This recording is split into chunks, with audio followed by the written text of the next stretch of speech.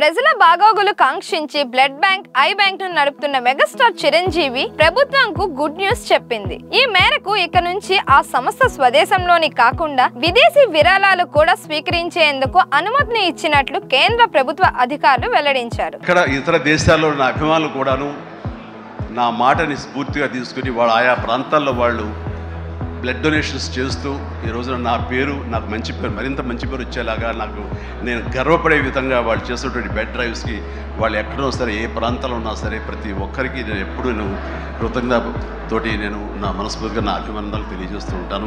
కాగా ఇటీవలే విదేశీ విరాళాలకు FCRA పర్మిషన్ తప్పనిసరిగా తీసుకోవాలని కేంద్ర ప్రభుత్వం నిబంధనలో కీలక మార్పులు చేసింది. విదేశీ విరాళాల నియంత్రణ చట్టం 2010 కింద ఆయా ట్రస్టులు తమ పేర్లను పోర్టల్లో రిజిస్టర్ చేసుకోవాలని సూచించింది.